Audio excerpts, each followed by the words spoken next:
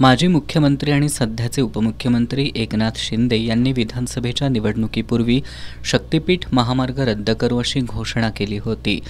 तुमच्या मनाविरुद्ध, तुमच्या इच्छेविरुद्ध कुठलंही काम सरकार करणार नाही। तुम्ही सांगितलं शक्तीपीठ नको,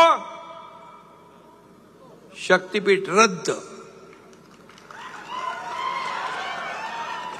हा शब्द आहे, एकनाथ शिंदेचा शब्द आहे। एकदा एकनाथ शिंदे शब्द देतो तो 10 वेळा 100 वेळा विचार करून देतो।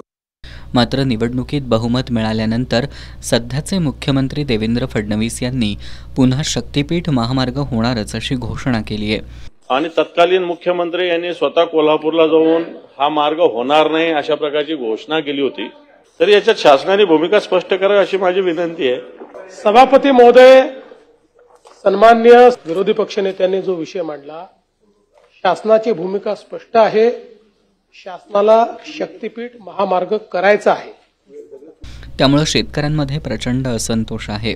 उद्या उपमुख्यमंत्री एकनाथ शिंदे कोल्हापूर दौऱ्यावर येत आहेत। या दौऱ्याच्या पार्श्वभूमीवर आज इंडिया आघाडीतील घटक पक्षांच्या पदाधिकाऱ्यांची बैठक शासकीय विश्रामगृह इथं आयोजित करण्यात आली। या बैठकीत कॉम्रेड चंद्रकांत यादव, बाबासाहेब देवकर यांनी राज्य सरकारच्या भूमिकेबद्दल तीव्र शब्दात नाराजी व्यक्त केली। उपमुख्यमंत्री शिंदे यांनी कोल्हापुरात येताना शक्तीपीठ महामार्ग रद्द झाल्याची अधिकृत घोषणा करावी आणि मगच कोल्हापुरात यावं, अन्यथा उद्या उजळाईवाडी विमानतळावर महाविकास आघाडीच्या वतीनं निदर्शनं करू असा इशारा शिवसेना उद्धव बाळासाहेब ठाकरे पक्षाचे सहसंपर्क प्रमुख विजय देवणे यांनी दिला।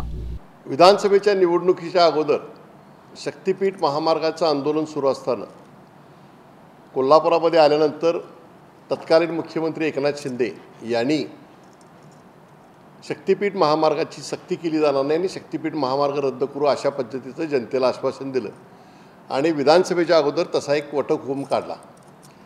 त्यानंतर विधानसभेच्या निवडणुका झाल्या आणि विधानसभेच्या निवडणुकीनंतर महायुतीला असं एक 5वी बहुमत मिळालं।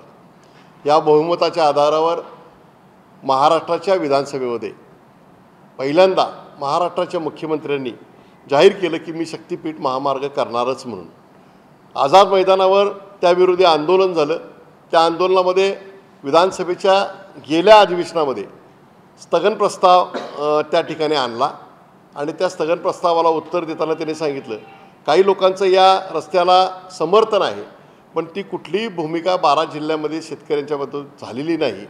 म्हणून उद्या उपमुख्यमंत्री कोल्हापूरला येतात, त्यांनी विधानसभेच्या निवडणुकीच्या अगोदर जे जाहीर केलं तशाच पद्धतीनं शक्तीपीठ महामार्गाचा जो रस्ता आहे तो रद्द करण्याची भूमिका जाहीर करावी, अन्यथा आम्ही त्यांच्याविरोधी निदर्शन करू। यावेळी गोकुळचे संचालक प्रकाश पाटील, संभाजीराव जगदाळे, प्राचार्य TS पाटील, रवी जाधव, विवेकानंद गोडसे, प्रकाश जाधव, वसंतराव पाटील आदी उपस्थित होते।